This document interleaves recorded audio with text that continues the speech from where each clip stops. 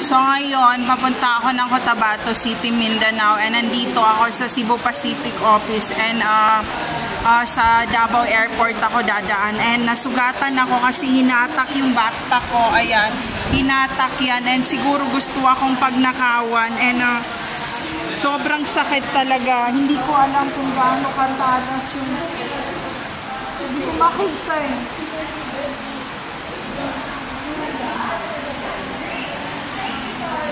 Hindi ko makita masyado, pero mahaba siguro dito. Aray, ang sakit talaga, mahaba sa likod, and na ganun niya ako siguro nung knife niya, na sharp knife niya.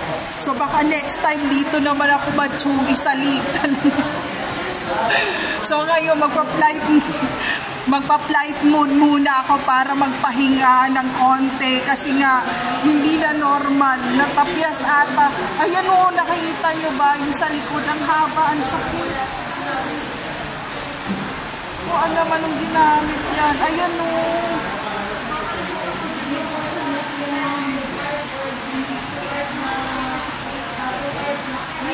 Dito sa part na no, parang hiniwa siyang ganon, and siguro paghatak niya nung bag nga, and ayun, magpa-flight muna tayo, baka next time ganun na yung yung cut talaga sa ating leg. Huwag naman yung buyag naman. Please God, guide us in a good way, in your good will.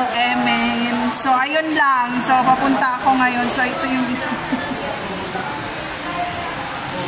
yung nasugatan ka na sa likod pero tumatawa ka pa rin. Or yung pinasabog yung salamin ng bus na sinasakyan mo pero nakatawa ka pa rin. Or yung nagmotor kayo at kamunti ka na kayo sa ilog, ma-shoot nung ilog na yun, doon matilapon ng motor pero nakatawa ka pa rin. So ayan, ang sakit ng pagkatapya. So ayun, there's no safe place to all targeted individual out there. Take care always everyone, baka ganun na tayo talaga.